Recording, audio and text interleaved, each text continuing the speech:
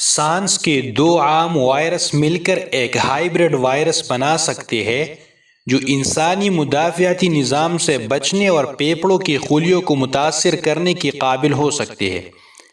پہلی بار اس طرح کے وائرل تعاون کا مشاہدہ کیا گیا ہے۔ محققین کا خیال ہے کہ نتائج اس بات کی وضاحت کرنے میں مدد کر سکتے ہیں کہ کیوں شریک انفیکشن کچھ مریضوں کے لیے نمایاں طور پر بدتر بیماری کا باعث بن سکتے ہیں، بشمول مشکل سے علاج کرنے والا وائرل نمونیا۔ ہر سال دنیا بھر میں تقریباً 50 لاکھ افراد انفلوئنزا اے کے ساتھ ہسپتال میں داخل ہوتے ہیں، جبکہ 5 سال سے کم عمر کے بچوں میں سانس کی نالی کے شدید انفیکشن کی سب سے بڑی وجہ ریسپائریٹری سنسیٹیو وائرس RSV ہے، اور کچھ بچوں اور اس سے زیادہ عمر کے بچوں میں شدید بیماری کا سبب بن سکتا ہے۔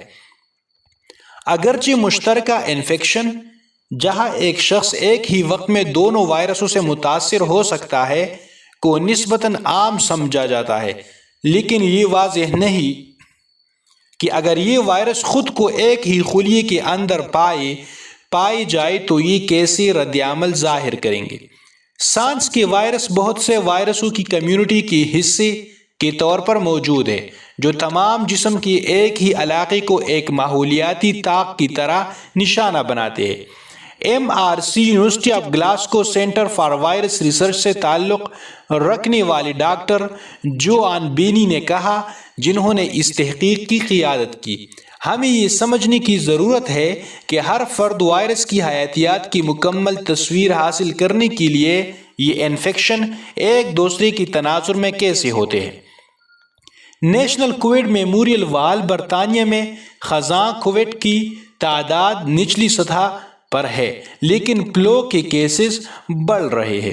تحقیقات کرنے کے لیے بینی اور اس کے ساتھیوں نے جان بوجھ کر انسانی پھیپھڑوں کی خلیوں کو دونوں وائرسوں سے متاثر کیا، اور پایا کہ ایک دوسرے سے مقابلہ کرنے کی بجائے، جیسا کہ کچھ دوسرے وائرسوں کے بارے میں جانا جاتا ہے، وہ ایک دوسرے کے ساتھ مل کر کھجور کے درخت کی شکل کا ایک ہائبرڈ وائرس بناتا ہے۔ RSV کے ساتھ تنے اور پتیوں کو انفلوئنزا۔ نیچر مائکرو بایولوجی میں شائع ہونے والی تحقیق کی نگرانی کرنے والے پروفیسر پابلو مرسیا نے کہا کہ اس قسم کے ہائبرڈ وائرس کی پہلے کبھی وضاحت نہیں کی گئی۔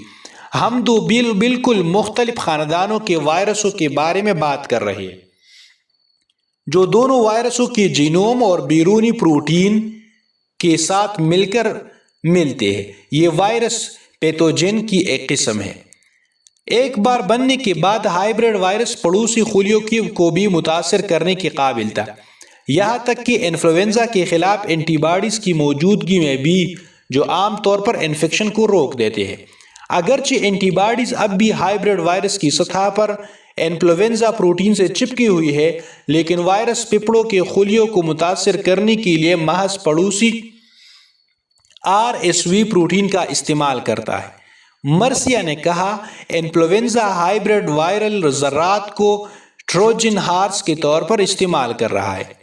وائرس کو مدافعتی نظام سے بچنے میں مدد کرنے کے ساتھ ساتھ افواج میں شامل ہونا انہی پھیپھڑوں کی خلیوں کی وسیع رینج تک رسائی حاصل کرنے کے قابل بنا سکتا ہے، جبکہ انفلوئنزا عام طور پر ناک، گلے اور وینڈ پائپ کی خلیوں کو متاثر کرتا ہے۔ RSV وینڈ پائپ اور پھیپھڑوں کی خلیوں کو ترجیح دیتا ہے، حالانکہ کچھ اوورلیپ ہوتا ہے۔ یونیورسٹی آف لیڈز کے ماہر وائرولوجسٹ ڈاکٹر سٹیفن گریفن نے کہا کہ ممکنہ طور پر یہ انفلوئنزا کی شدید اور بعض اوقات مہلک پھیپھڑوں کے انفیکشن کو وائرل نمونیا کے طور پر شروع کرنے کی امکانات کو بڑھا سکتا ہے۔ اگرچہ انہوں نے خبردار کیا کہ یہ ثابت کرنے کے لیے مزید تحقیق کی ضرورت ہے کہ ہائبرڈ وائرس انسانی بیماریوں میں ملوث ہے۔ انہوں نے کہا، RSV موسمی فلو کے وائرس کے مقابلے میں پھیپھڑوں میں نیچے کی طرف جاتا ہے، اور جتنا انفیکشن نیچے جاتا ہے، آپ کو زیادہ شدید بیماری لاحق ہونے کا امکان زیادہ ہوتا ہے۔ متعدد وائرسوں سے متاثر ہونے سے بچنے کی ایک اور وجہ ہے، کیونکہ اگر ہم اپنی صحت کی حفاظت کے لیے احتیاطی تدابیر اختیار نہیں کرتے تو یہ ہائبریڈائزیشن زیادہ ہونے کا امکان ہے۔